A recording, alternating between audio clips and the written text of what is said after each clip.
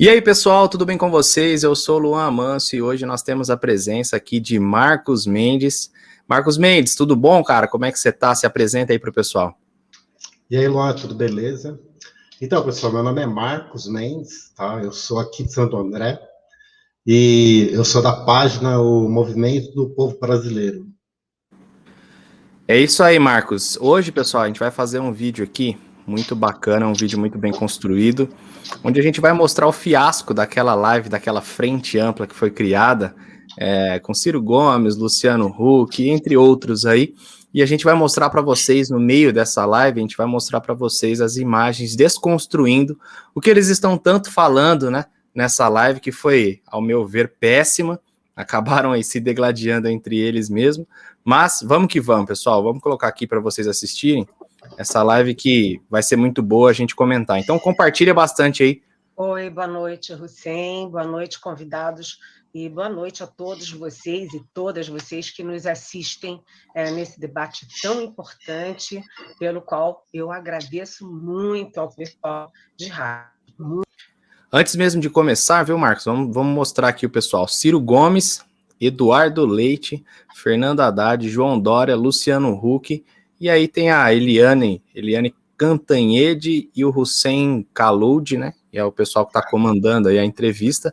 Mas nesse meio tempo aí a gente separou umas partes importantes para vocês darem uma olhada, então vamos começar aí. Muito importante. E a primeira pergunta para todos vocês é bem genérica e muito na linha do que a Núbia falou aqui para nós. É claro que a pandemia, por definição, né, atingiu o mundo inteiro. Isso é uma realidade. Mas elegemos por 6 eleições seguidas um pensamento progressista. Eu não estou falando da coerência entre o discurso e a prática. Eu estou dizendo o que é que se ofereceu ao povo brasileiro. Se ofereceu ao povo brasileiro um discurso social-democrata, progressista, comprometido com esse ideário que forma a base do imaginário europeu, por exemplo. Esse é o desejo que o povo brasileiro tem. E fracassamos. Se a gente não tiver clareza disso, e eu vou sustentar isso com números, até chegarmos hoje onde estamos, na minha opinião, no fundo do poço. Fracassamos por quê? Aquele crescimento de 6,34%, entre 80 e 2010, cai para 2,2% ao ano em média. Absolutamente insuficiente para descomprimir o passivo histórico que nós temos por superar, de um legado escravista, de uma reforma agrária que não foi feita ainda do século XIX, de uma interrupção precoce do esforço de industrialização do país, de uma infraestrutura precaríssima que impõe custos sistêmicos impagáveis para a competitividade crescentemente globalizada.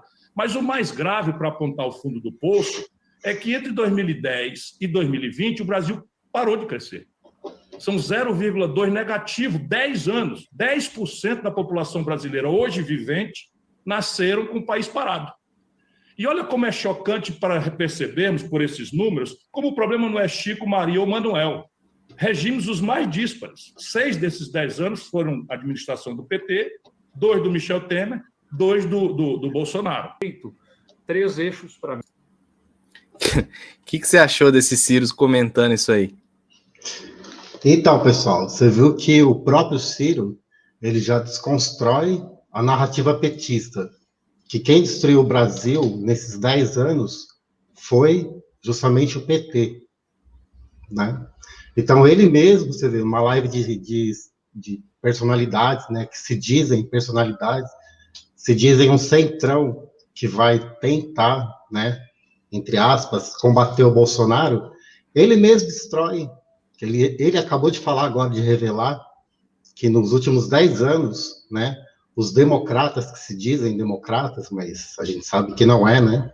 Inclusive o Ciro Gomes falou que a Venezuela é uma ditadura de direita, até uma piada, né? Então você vê, a narrativa do Ciro, ele mesmo destrói a narrativa da esquerda, que a social-democracia dos últimos 10 anos, quer dizer, dos últimos 20 anos não funcionou. Literalmente não funcionam, e é aí que entra o porém, né? Eles tentam, eles mesmos ali durante a live que teve mais de 3 horas, a gente separou algumas partes aqui, e durante todo esse tempo eles tentam culpar o governo Bolsonaro, que a gente sabe que está aqui há 2 anos. Né? Não tem como eles culparem o Bolsonaro, porque desde lá de trás ele mesmo fala Desde 10, 20 anos atrás o problema já existia. E agora o Bolsonaro está tentando tapar os buracos, mas eles tentam de todas as maneiras incriminar e culpar o presidente Bolsonaro, que na verdade a gente sabe que não fez nada, só está trabalhando em prol do nosso país. Vamos ver o que o Eduardo Leite está falando agora. Para mim, são fundamentais.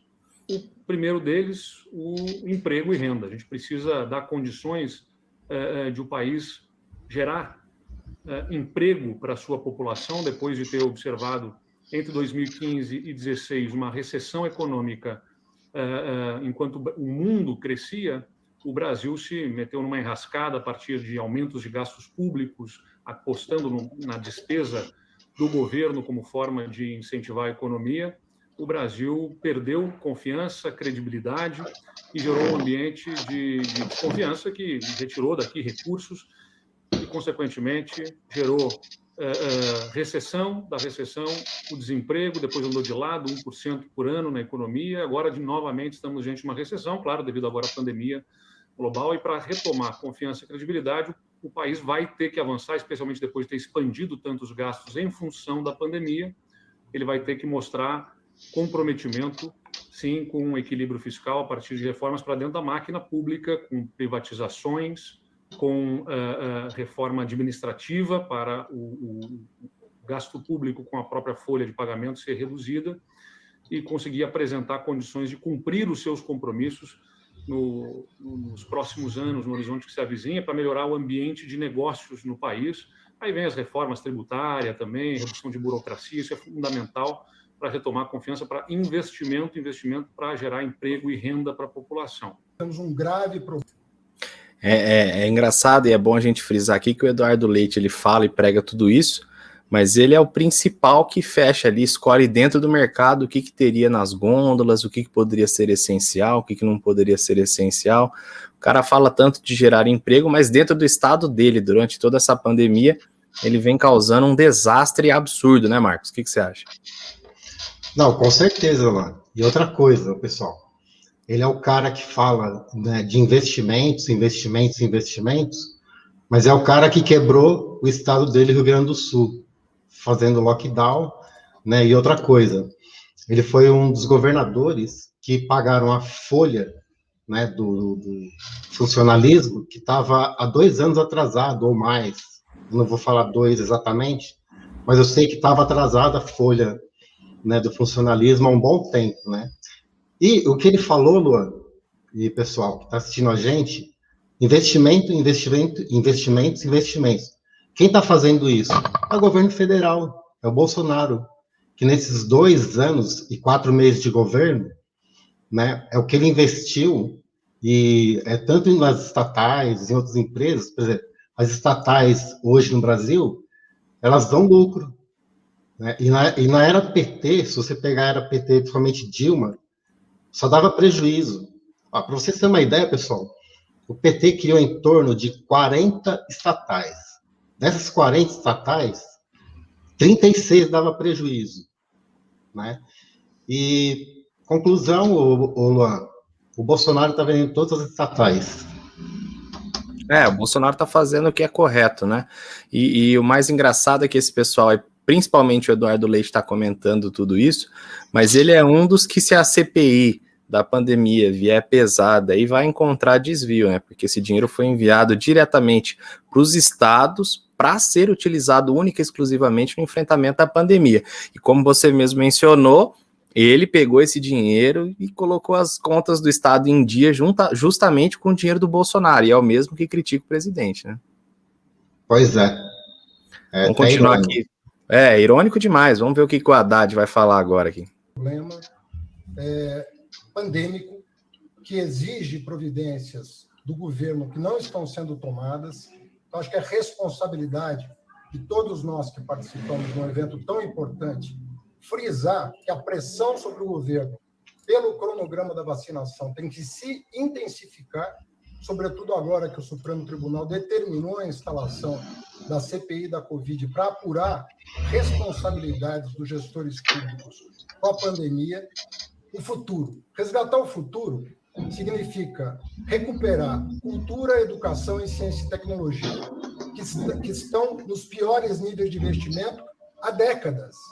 Nós nunca, há muito tempo, não vimos atingir um patamar tão sofrível de investimento nessas 3 áreas, que significa o futuro do Brasil. Não haverá futuro sem essas 3 áreas. Vejam o que aconteceu com a educação do Nordeste, que recebeu os recursos do Fundeb. Ela superou a qualidade da educação do Sul e Sudeste em pouquíssimos anos que o Fundeb está em vigor. Portanto, recuperar essas 3 áreas é fundamental. Segundo ponto importante, cultura, ciência, educação, cultura e ciência e tecnologia, eu disse que é o futuro. Um escândalo. 61 bilhões. Antes de comentar isso aqui, pessoal, eu gostaria de frisar uma parte muito importante. Eu fiz uma live aqui no canal, aqui nas páginas, junto com o Abraham Weintraub, ex-ministro da Educação do governo Bolsonaro. O que o Haddad está falando ali não procede, tá? Primeiro porque o problema do nosso país, o problema da educação brasileira não é falta de investimento. Para quem não conhece, aqui no próprio canal tem a live, você pode assistir lá, ele mesmo fala, Luan, eu fiz essa pergunta, na verdade, eu falei, Weintraub, me explica uma coisa, a educação brasileira é ruim porque falta dinheiro ou porque falta outras coisas? E durante a live ele explica, dinheiro a gente tem, o problema é que manda-se dinheiro para os estados e municípios e vai se pagando pedágio durante todo esse caminho. E chega lá no final, nós não temos uma educação. E por sinal, também a educação ela vem pautada aí na ideologia, né, de ensino do Paulo Freire e acaba com a educação dos brasileiros, né, Marcos? Exatamente isso, Luan. O ensino do PT, ele é um ensino ideológico nas escolas, né? Mas voltando um pouco no vídeo que o Haddad falou, ele falou sobre infraestrutura, né? Então você vê, ele falou assim, ó, nos últimos 10 anos, o Bolsonaro está 2 anos e 4 meses, né? Ele já pegou uma terra arrasada, entendeu? Então ele vem falar de investimento em estrutura e tecnologia, né? Por exemplo, vários programas que o PT fez, Pronatec, que seria de escolas técnicas, você vê, a Dilma fez e em um ano acabou, zerou, né? Eu falo isso porque eu tentei fazer o Pronatec em 2015 ou 2016, e já tinha acabado, não tinha nem vaga. Aí o que aconteceu? Não tem mais, não existe mais o programa, né? E investimento nessa área do PT nesses 10 anos, você sabe, o pessoal já sabe onde eles fizeram, né? Fizeram em outros países, né? Que a gente já sabe que são várias obras em outros países, tá? E no Brasil, pessoal, sabe o que eles fizeram no lugar das obras? Eles realmente simplesmente superfaturaram as obras, que a gente já sabe, né, decorrente da Operação Lava Jato, toda a roubalheira que foi feita durante todo esse tempo que o PT esteve no governo. E no governo Dilma não foi muito diferente. Ela só está livre ainda, não sei porquê, mas se for pegar todos os inquéritos que ela foi citada, principalmente do Palocci, várias obras feitas aqui no Brasil, já era para ela estar no lugar do Lula, ó, há um bom tempo. Há bastante tempo. E a gente vai mostrar para vocês aqui algumas obras também já, que foram feitas no governo PT, essas obras que o próprio Marcos citou, em outros países, né? Agora, sim, falar que falta investimento dentro do Brasil é uma ideia meio utópica, né? Eles estão tentando falar que falta investimento, quando na verdade eles pegaram esse dinheiro lá de trás e utilizaram aqui no Brasil só para passar pano, para dar uma escondida, uma camuflada nas coisas, mas você vê que, por exemplo, a transposição do Rio São Francisco estava parada há anos. Falam de investimento, mas quem finalizou foi o presidente Bolsonaro, porque senão estaria parada até hoje da mesma forma que eles deixaram, sem andamento nenhum. Mas a questão principal é a seguinte, eles usam o dinheiro somente para passar o pano aqui no Brasil, ajudar o pessoal que está lá do lado de fora, que é os amiguinhos deles, e para embolsar, né? Então, para reforçar, ele falou inclusive de vacina, né? Vacina, todo mundo sabe, é só você entrar lá no site do governo, né? No Ministério da Saúde tem um site, tem um vacinômetro. Ontem, se eu não me engano, Luan, acho que você deve estar por dentro também. O Bolsonaro já distribuiu, o Ministério da Saúde, né? 53 milhões de doses de vacina. Nós somos o 5º país que mais vacina no mundo, né? Aí o cara vem falar de vacina. Pô, é piada. Se fosse na época do PT, acho que ele já tinha roubado toda a vacina. Com certeza. Só para atualizar o pessoal aqui, eu acabei de abrir, está com 54 milhões. Aí, 54 milhões de doses já distribuídas, e hoje o Bolsonaro divulgou que serão distribuídas mais 18 milhões de doses somente agora, até o final de abril. Luan, sabe o que eu acho, cara? Que eu acho que até o meio do ano, o povo brasileiro todinho será vacinado. Eu não tenho dúvida nenhuma. Pelos cálculos que eu fiz, seria até setembro, até novembro. Mas só que eu estava fazendo o cálculo de 1 bilhão por dia. Seria novembro. Só Sim. que você me falou agora que são 18 milhões, que ele já vai entregar antecipadamente. Eu creio que no máximo até julho, eu acho que a população brasileira toda já vai ser vacinada com a primeira e a segunda dose. E o mais importante a gente citar também é que com a CPI da pandemia aparecendo, o pessoal, inclusive a PGR, questionando a respeito dessa discrepância de doses que foram enviadas para os estados e doses que já foram aplicadas no pessoal ali, depois a CPI começou a dar uma acelerada. E a gente sabe também que o presidente Bolsonaro viu que isso aí estava acontecendo, ele foi lá e colocou as Forças Armadas também para ajudar em vários estados. Então esse número está crescendo e não tem como, né, pessoal, tentar esconder uma coisa que está acontecendo, o governo Bolsonaro está agindo e as coisas têm tudo, como o Marcos disse, tem tudo para até o meio do ano nós já teremos aí, se não todo mundo, mas mais da metade da população vacinado com a primeira e com a segunda dose. Vamos escutar aqui a parte que desmascara o que o Haddad disse. Esse relatório do FIES foi feito pelo Ministério da Fazenda e está disponível na internet para todo mundo que quiser ler. Está disponível, inclusive, para os petistas que ficam repetindo, sem nem pensar, só repetindo porque são teleguiados, aquela cantilena de que o Lula promoveu inclusão social, Esta colocação em massa de pessoas na universidade foi feita engordando o caixa dessas universidades caça-níqueis. A verdade é essa.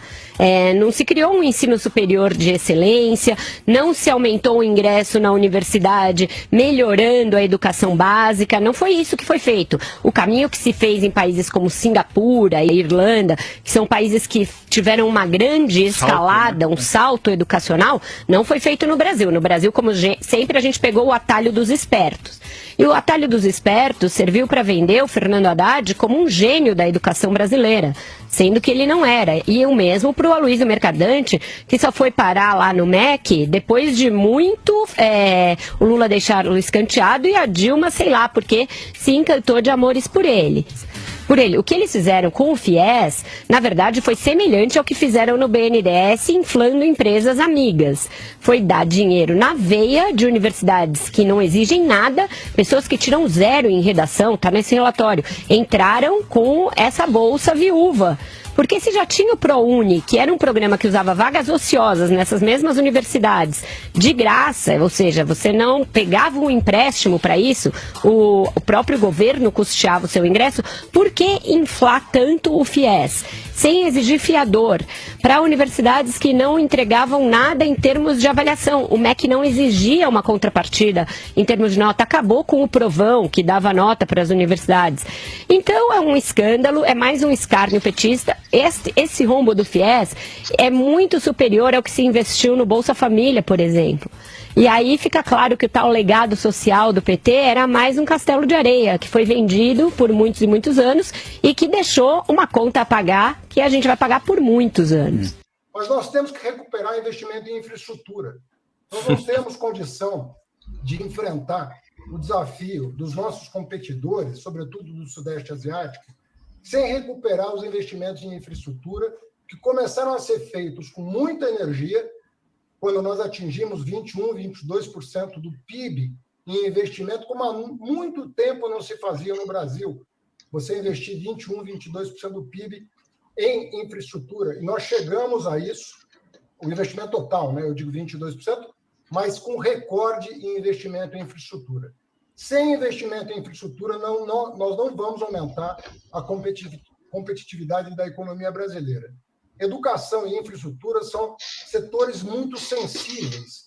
Nós precisamos retomar esses investimentos. Antes de continuar, a gente vê a cara de pau, né, Marcos? O cara fala um negócio de investimento, a gente vai mostrar aqui já, nesse início de vídeo aqui, das obras do PT que foram concluídas em outros países, que não foram aplicadas aqui no Brasil. Só Exatamente. Só que, assim, a parte que eu gosto de frisar bastante, inclusive, pessoal, você chegou agora aqui, já clica aí embaixo em compartilhar, comenta aí de onde que você está falando, mas a questão que eu fico mais, assim, indignado, que foi esse governo PT que hoje virou meme naquelas perguntas do tipo assim, que você lembra que eles afirmavam, né? Não existe Copa do Mundo sem estádios. Ah, mas a gente precisa investir em hospital. Mas o hospital não traz Copa do Mundo. Isso aí foi o que eles mais falaram, cara. E agora tá falando de devolver investimento em infraestrutura, que ficou tudo abandonado. Quem tá resolvendo, quem tá fazendo estradas, inundando o Nordeste, é o governo Bolsonaro, cara. Então, Luan, outro detalhe, cara. Para você ter uma ideia, o Bolsonaro ele tá terminando obras que era do FHC, que o Lula não fazia obra para não dar crédito para o FHC. Olha só, cara, o que eles faziam com o nosso dinheiro, entendeu? Era o país, o Brasil era o país da piada pronta, né? Uma coisa assim inacreditável. Por exemplo, você não vai terminar a obra porque o seu antecessor que começou. Pô, tem vários vídeos que você pega na internet, pô, tem um em exclusivo, Luan, que eu vou citar. E aqui nesse vídeo, inclusive, ele vai citar as obras que foram feitas em outros países. Mas eu quero citar uma agora, que uma pessoa, um cidadão comum, ele foi lá com o celular, gravou, falou, pessoal, tá aqui essa ponte. Pô, era uma ponte, assim, tipo, sem mentira, pessoal. Sabe aquelas armações de concreto que você pega e encaixa aqui, a ponte está pronta? Exatamente isso. Aí o cara falou assim, ó, pessoal, vocês não acreditam. Esse negócio está aqui há 40 anos e era só pegar o guindaste e colocar.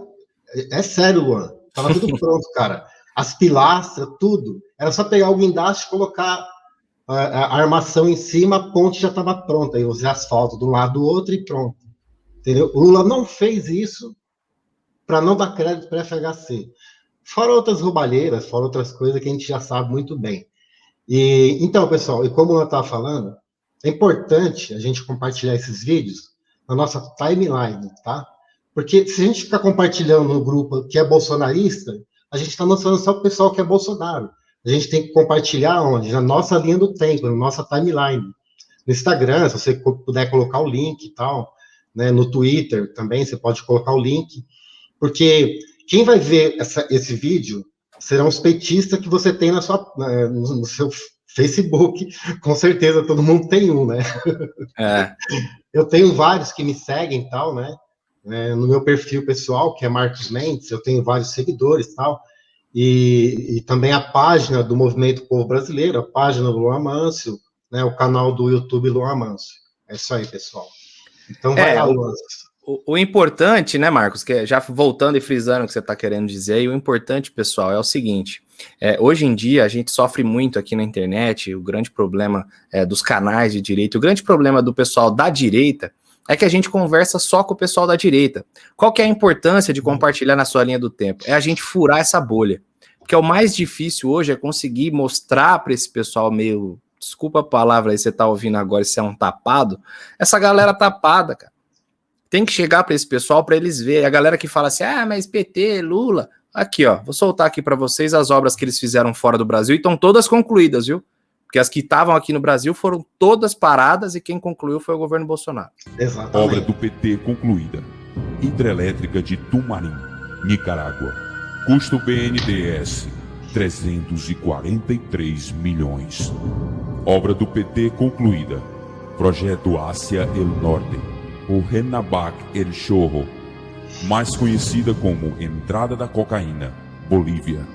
Custo BNDES, 199 milhões. Obra do PT concluída. Abastecimento de água em Lima, Peru. Custo BNDES não informado. Abastecimento de água. E o Nordeste aqui, passando sede. Sem água, vivendo de caminhão-pipa. Pessoal, eu quero fazer um adendo. Tá? Eu não tenho nada contra o senador Álvaro Dias, tal. Ele já falou mal do Bolsonaro, inclusive quando o Bolsonaro tomou facada, ele falou, tomara que morra, né? Mas, sei lá, acho que o cara devia estar chapado no dia, né? Desculpa a palavra, mas ele devia estar loucão. Mas ele pediu para quebrar o sigilo dessas obras. Olha só, pessoal, para vocês terem uma ideia. o sigilo do gasto do BNDES era para ficar até 2027. Sabia dessa, Lu? O sigilo desse dinheiro todo que foi para lá, não podia ninguém saber, até 2027. Por que será, né?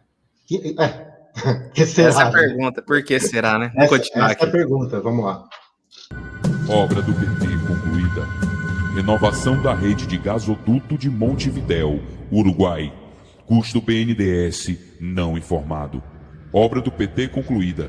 Via expressa Luanda-Kifangondo. Custo BNDES não informado. Obra do PT concluída. Segunda ponte sobre o rio Orinoco, Venezuela. Custo BNDES 300 milhões. Obra do PT concluída. Linhas 3 e 4. Metrô Caracas, Venezuela. Custo 732 milhões. Antes de continuar, pessoal, todo mundo que está escutando esses milhões aí é em dólares, tá? Esse valor é dólar, não é real. Obra do PT concluída. Soterramento do ferrocarril Sarmiento, Argentina. Custo BNDES 1,5 bilhão. Obra do PT concluída. Arquiduto de Chaco, Argentina. Custo BNDES 180 milhões. Obra do PT concluída. Autopista Madem-Colón, Panamá. Custo 152,8 milhões. Obra do PT concluída. Metrô Cidade do Panamá, Panamá. Custo 1 bilhão. Obra do PT concluída.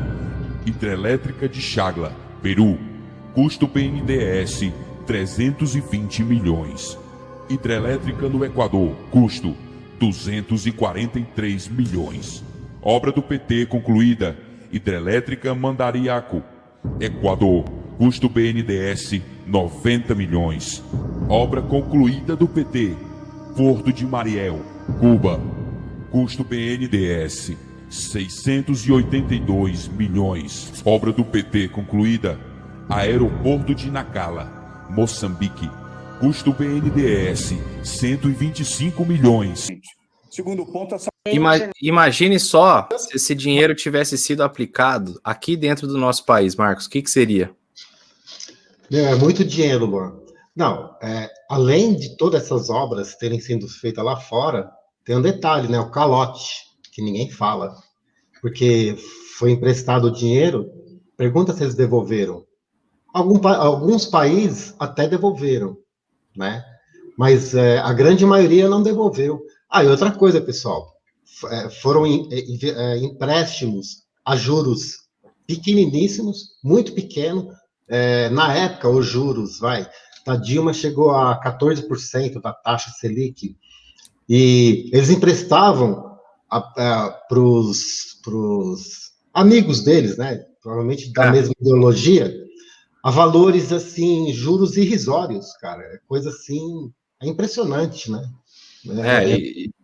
E o duro é que esse valor a gente sabe que não vai ser devolvido nunca, né? E valores todos esses em dólares, que são valores que se tivesse sido aplicado aqui dentro do nosso país, hoje o Brasil com certeza seria um país muito mais avançado do que é hoje. E aí, a gente já acabando e voltando lá atrás, desconstruindo o Haddad, é vergonhoso, porque ele fala que precisa de investimento, só que esse investimento está sendo tudo utilizado lá fora. E uma parte interessante, muita gente está falando, mas a gasolina, o diesel está muito caro agora. Imaginem só, pessoal, se esse dinheiro tivesse sido usado aqui no Brasil para a construção de refinarias. Hoje o grande problema do Brasil na questão de gasolina, diesel, etc., se baseia por causa disso. A gente não tem extração própria do petróleo direto do mar, do fundo do mar, como é feito lá fora, e a gente fica refém do preço do barril lá fora, porque o Brasil compra, acho que 70%, se eu não me engano, do barril de petróleo vem do mercado internacional. Então a gente fica refém desses custos, e por isso hoje a gente paga muito mais caro, com a oscilação do dólar e também pela falta de extração aqui dentro do próprio país. 125 milhões. Segundo ponto, a saúde. A saúde pública brasileira está extremamente machucada e prejudicada pela circunstância de uma pandemia que já levou a vida de mais de 369 mil brasileiros e a desruptura completa do SUS, Sistema Único de Saúde, que sempre funcionou muito bem no Brasil e foi uma referência internacional em todos os governos passados, bem ou mal, não importa de qual partido, preservaram o SUS, Sistema Único de Saúde. E este governo, o governo Bolsonaro, destruiu o Sistema Único de Saúde. E aí, foi o Bolsonaro que destruiu o Sistema Único de Saúde? Então, a gente não pode falar palavrão aqui, né? Infelizmente. Então, esse é o senhor que, infelizmente, é o governador do estado que eu moro, né? Eu moro em São Paulo e tal. Na região aqui do ABC, o pessoal deve conhecer, né? A região do ABC é Santo André, São Caetano, São Bernardo, né? Inclusive, a maioria dos prefeitos daqui são todo PSDB. Infelizmente, a gente sentiu opção, né? Entre você escolher o ruim e o péssimo, você fica com o ruim, né? Acontece isso daí. Mas nas próximas eleições isso vai mudar.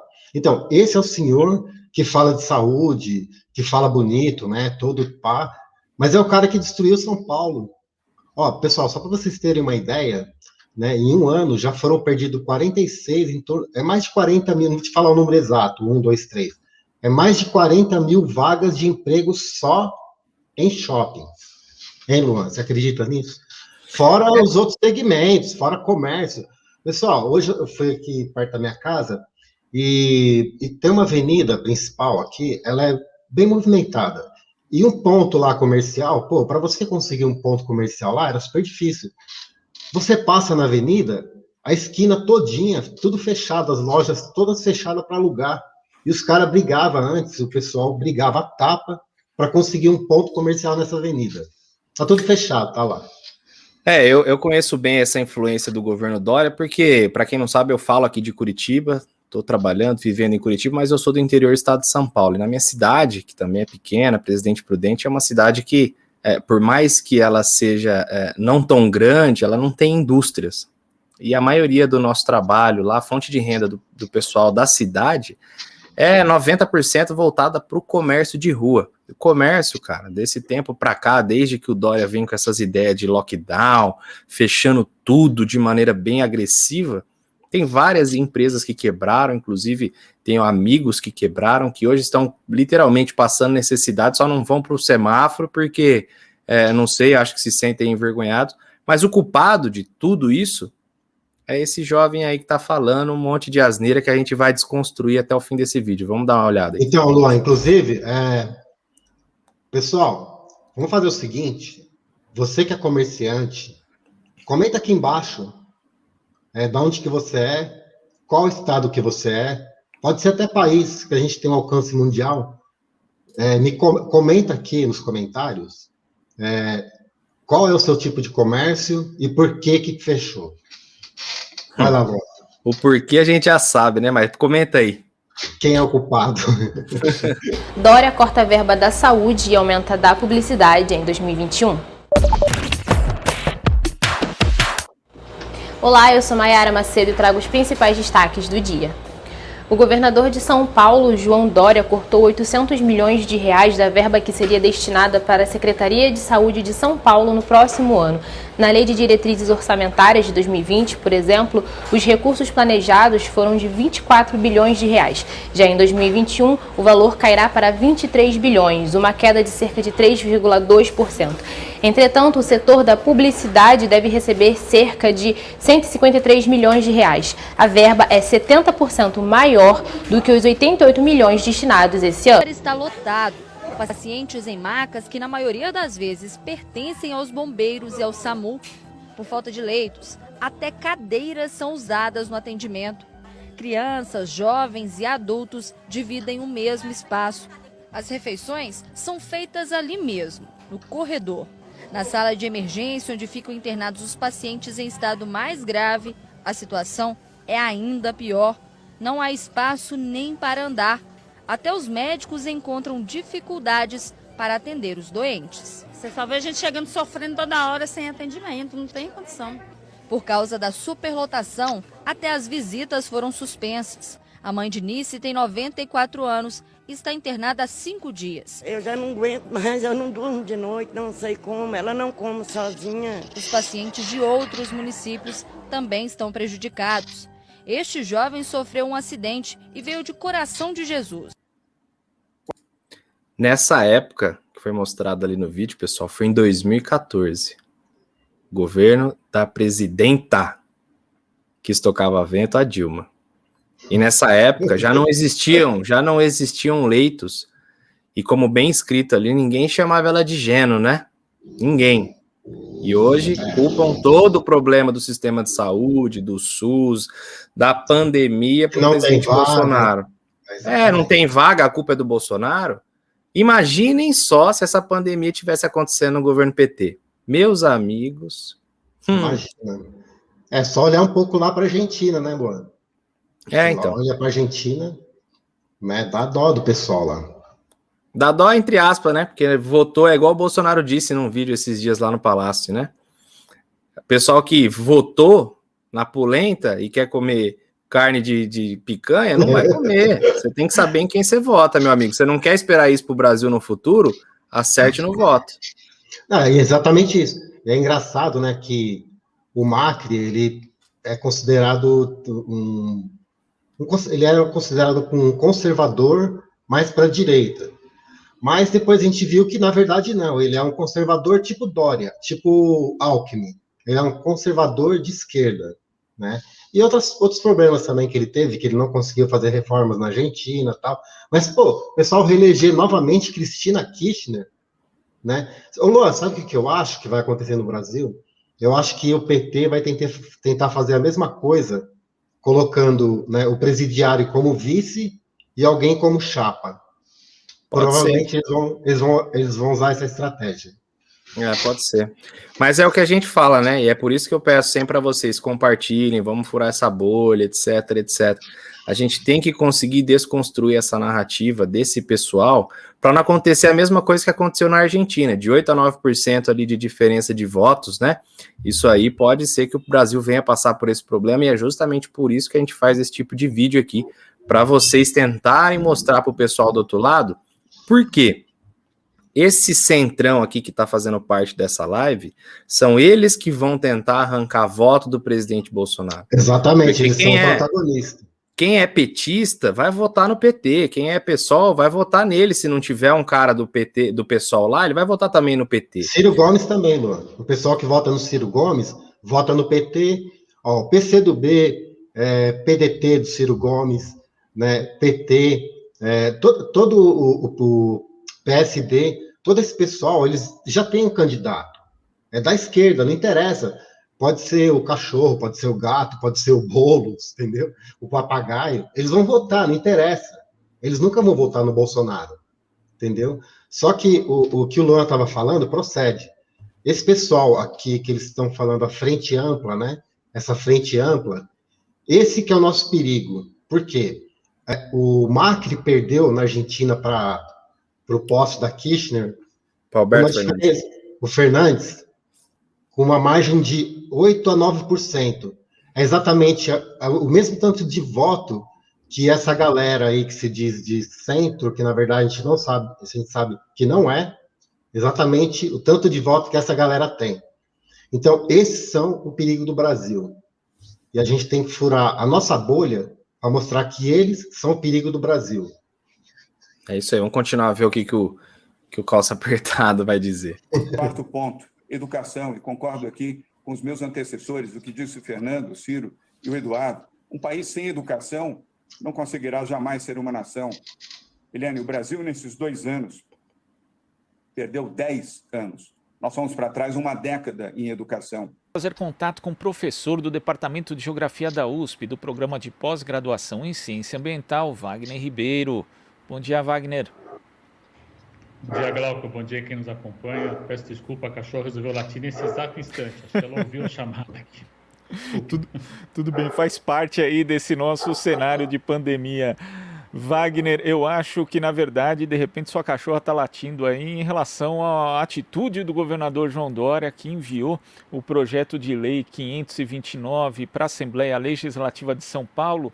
E no artigo 14, esse projeto de lei prevê que o superávit financeiro das autarquias e das fundações vai ser transferido ao final de cada exercício à conta única do Tesouro Estadual. Caso esse projeto seja aprovado, a consequência disso vai ser a retirada de mais de R$1 bilhão das universidades estaduais paulistas, a USP, a Unicamp e a Unesp, e também da Fundação de Amparo à Pesquisa do Estado de São Paulo, a FAPESP. A comunidade científica, a comunidade universitária também de São Paulo está se mobilizando contra esse projeto, Wagner? Sem dúvida, Glauco. Nós temos nota de diversas instituições acadêmicas, a própria Sociedade Brasileira para o Progresso da Ciência, a Academia de Ciências do Estado de São Paulo, o próprio CRUESP, o Conselho de Reitores das Universidades Estaduais Paulistas, porque esse corte que está sendo previsto aí de R$1 bilhão, ele é extremamente sério, né, e grave, né, e demonstra, inclusive, que, diferente do que o governador fala, ele não está considerando a ciência, né? Por quê? Porque, no mínimo, ele não sabe como a ciência opera. Quando a gente aprova um projeto, nós aprovamos um projeto com uma perspectiva de longo prazo. Ninguém faz ciência com a perspectiva empresarial de resultado ao final de um ano. Então, parte desse recurso que ele está querendo subtrair, ele já está previsto como gasto, né, como custo ao longo dos próximos 2, 3, alguns projetos chegam até 5 anos, como são os casos dos projetos temáticos da FAPESP. Então, cortar esse dinheiro agora significa não poder dotar de verba, dotar de recurso uma pesquisa que já está em andamento. Isso, portanto, vai afetar drasticamente a produção científica no momento onde a gente está precisando da ciência. Se nós fôssemos lembrar aí só a contribuição da USP, por exemplo, nós temos hoje em desenvolvimento, junto com colegas da farmácia, desenvolvimento de uma vacina nasal, diferente das que estão sendo testadas por aí, né? Enfim, um tipo de vacina contra o coronavírus bastante especial, singular.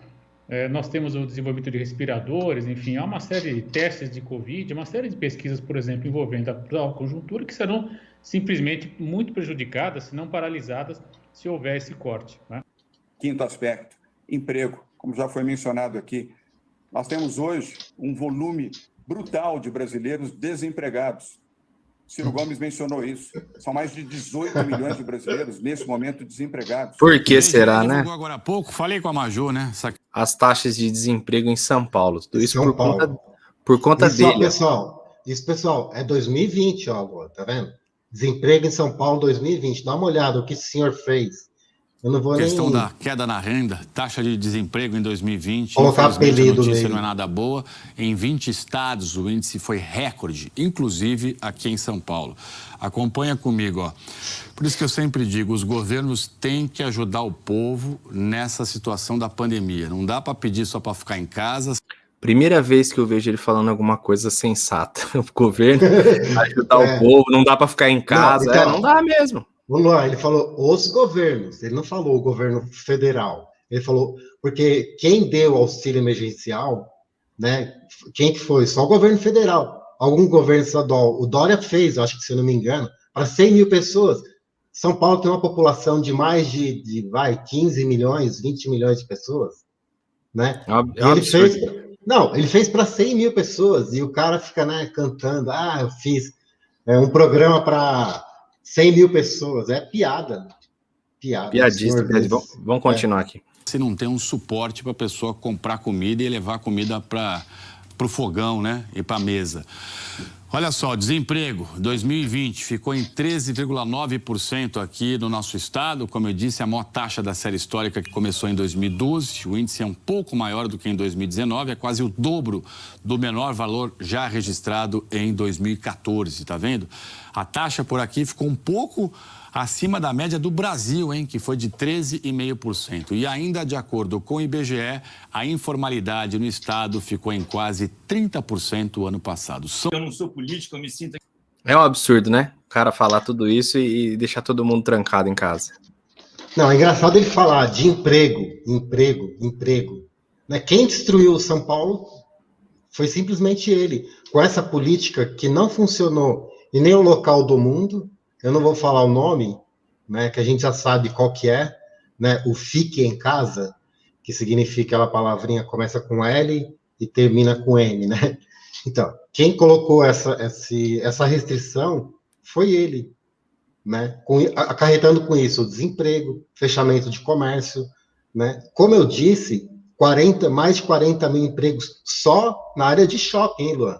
Não é no geral, não, no comércio, só na área de shopping, entendeu? Em São Paulo, cara, ó, mais de 40 mil empregos. Imagina no resto, né? Imagina o restante, os comerciantes, né? O pessoal, os feirantes, né? Os feirantes nem tanto que eles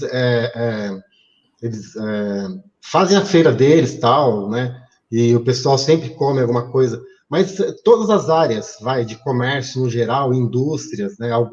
Por exemplo, pessoal, o setor de bar e restaurante. Pô, hoje eu vi um vídeo, que eu tenho um grupo também, pessoal, se vocês quiserem seguir, chama Movimento do Povo Brasileiro, tá? É um coraçãozinho lá, é um Brasil de coração, porque eu sou brasileiro de coração. E eu vi um vídeo de um rapaz, ele falou, cortaram minha luz, né? Ele mostrou o poste, cortaram minha luz. Eu sou garçom, eu estou há 1 ano sem trabalho, vivendo de bico. Agora cortou minha luz, minhas 3 filhas não vai ter leite, porque o leite que está na geladeira vai estragar. Né? Isso é só um caso, pessoal, mas todo mundo já viu outros casos.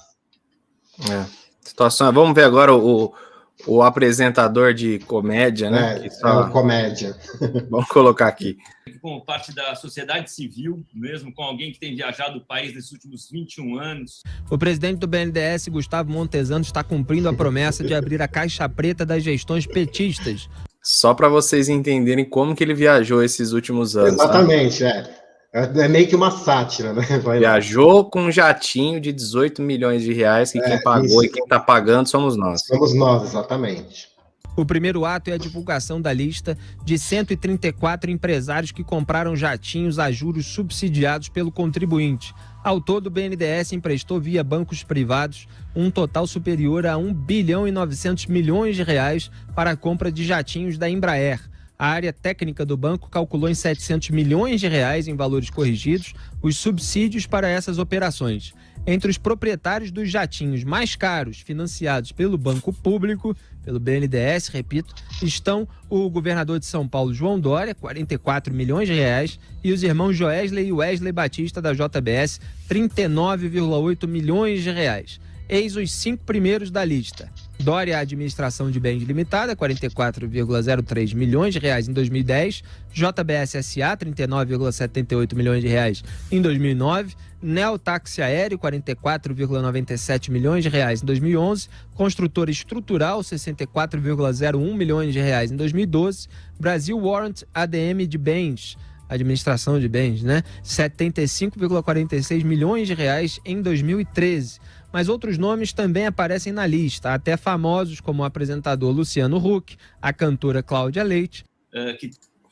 Antes de comentar e continuar isso daqui, Marcos, eu fico indignado, cara, como é que o sistema é falho, né? Como é que deixam BNDES, um dinheiro de banco público, né, utilizar esse dinheiro do povo para financiar jato que vai privilegiar 1, 2, 3 pessoas, uma família ali privilegiada. João Dória, Luciano Huck, toda essa galera, o que você acha disso? Então, é piada, né? Tipo, o cara, você vê, o Dória tem um patrimônio de 500 milhões, ele precisa pegar 40 milhões do BNDES para quê? Subsídio, juro baixinho. Só que, pessoal, deixa eu falar um negócio para vocês. O Bolsonaro, ele mudou totalmente essa política. Porque antes ele emprestava, antes os outros governos, tá? Eles emprestavam para 4 pessoas 4 bilhões. Agora eles emprestam para 400 mil pessoas 4 bilhões. Totalmente diferente. Com isso, ele faz o quê? Ele gera mais empregos. A cadeia de emprego é maior. Né? E acabou a mamata. Ele pegava um valor muito grande, que antes era emprestado para uma pessoa só, e picota, né? Empresta para muito mais pessoas. Esse dinheiro gira mais, não vai só num jatinho que não vai trazer absolutamente nada para o nosso país, nem imposto é cobrado. Não, que benefício para a gente trouxe, não? Emprestar dinheiro para o Luciano Huck, cara. Então, não traz benefício nenhum para a gente. Nenhum, só traz prejuízo. Você vê, Wesley, os caras têm um patrimônio de, acho que 135 bilhões, os caras são um dos mais ricos do mundo, entendeu? Emprestar dinheiro para esse cara para quê, gente? É piada. Vamos continuar aqui, ver o que esse apresentador vai falar. Tente trazer soluções e projetos para os nossos problemas. Então, acho que, como vocês colocaram aqui, o Brasil precisa de um projeto, isso é claro, tá? E no protagonismo atual, da política atual, Eu só estou enxergando narrativas e discursos que olham muito para o Brasil do passado, né? Que vem um país pelo retrovisor, que tem muita dificuldade de olhar para frente, e, ao invés de iluminar, fica se vangloriando do passado. Isso não acho que seja bom. Eu acho que para curar as feridas que estão abertas hoje no Brasil, a gente não adianta pensar com a cabeça do século passado, a gente de verdade tem que olhar para frente com novas ideias, com os problemas que vêm pela frente, com as oportunidades que vêm pela frente. E acho que aqui, nesse grupo, e esse grupo ampliado, a gente vai ter que deixar de lado as nossas vaidades e exercitar a nossa humildade. E agora, para finalizar, a humildade do Luciano Huck aqui na casinha dele. Exatamente. Ó, a humildade dele, ó a vaidade dele, ó o tamanho, gente. Tudo bem. Ele pode, né? Pode, lógico. Pega dinheiro nosso para comprar jatinho, né? Aí fica tranquilo. Sobra dinheiro para investir na casa, né? Coitado, né? Não, eu fico com dó dele. Olha o projetinho da casa dele. Que casinha triste. Tem até brinquedoteca, mano. Não, é vergonhoso, cara. Eu não vou nem passar tudo isso aqui pra vocês, porque o pessoal vai ficar... já corta aí. Vai ficar com raiva. Não vou ficar passando pano pra esse cara, não. Mas, então, pessoal, o negócio é o seguinte... Peraí, pode falar. Então, o que eu vou falar é que a nossa conversa seria sobre essa live, que, pessoal, acreditem ou não, uma live com esse naipe teve... Eu não sei quanto que tá agora, Luan, mas acho que você deve saber números. É uma live que teve, eu acho que 20 mil visualizações, entendeu? Você vê que eles são pífios. E teve mais dislike do que like. Você vê mostra... É uma live que não teve nada, absolutamente nada de visualização. Nada. Eu tô tentando achar aqui para passar para vocês. O Luan vai passar os números atualizados. Enquanto ele procura lá, pessoal, deixa eu fazer um adendo. Eu vou falar algumas coisas que ficou faltando nesse vídeo. O PT, o Lula começou, junto com o Hugo Chávez, uma refinaria que muita gente não conhece, se chama Abreu e Lima. Essa refinaria é lá em Pernambuco, tá? Pessoal, só para vocês terem uma ideia, o investimento inicial dessa refinaria, para terminar, inicial não, o investimento para fazer essa refinaria, que ela beneficia o óleo diesel. Então, ia ajudar o pessoal do Nordeste, criar emprego, nada contra, né? E o Nordeste precisa muito. Seria de 6 bilhões de dólares, certo? Em 2019, 2020, essa refinaria já estava custando ao governo federal, quer dizer, a mim, a você também, Luan, a nós que pagamos impostos, 20 bilhões de dólares, pessoal. É uma defasagem, uma diferença de 14 bilhões de dólares. Sabe quanto que dá isso em reais? Hoje, fazendo as contas com o dólar de hoje, são 77 bilhões de reais. Tá? É um absurdo, então, né? 77 bilhões de reais. Ô, Luan, me fala aí, quantas vacinas, quantos respiradores, né? Quantos leitos hospitalares aí para pagar com 77 bilhões de reais? Ah, dá para fazer isso aí para o mundo inteiro, ainda sobra, né? E tem gente que defende o PT. Coloquei aqui para o pessoal dar uma olhada, ó.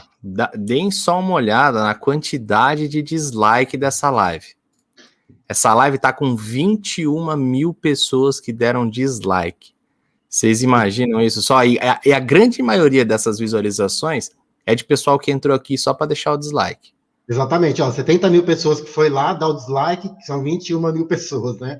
4 mil likes, curtida, e 21 mil pessoas que descurtiram o vídeo, né? A live deles. A fracassada live, né? Fracassado. Mas é isso, pessoal. Gostaria de agradecer a todo mundo que participou aqui, todo mundo que está aqui no canal. Deixem o seu like, compartilhem bastante. E é isso. Marcos, deixa sua mensagem final aí. Então, pessoal, muito obrigado a vocês por ter assistido aí esse vídeo, né? A gente deu uma debulhada, como dizem, tá? Nessa live deles, a hipocrisia deles. E eu agradeço a todos que nos assistiram. E, por favor, tá?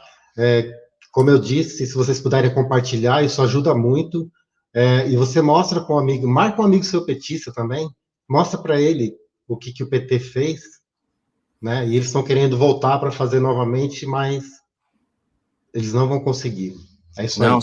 se Deus quiser, não, pessoal. Então compartilhem bastante, se inscrevam aqui no canal. Se você estiver seguindo a página aqui, se não estiver seguindo, clica no seguir. Quiser ajudar, ser um membro, um apoiador, clica aqui embaixo.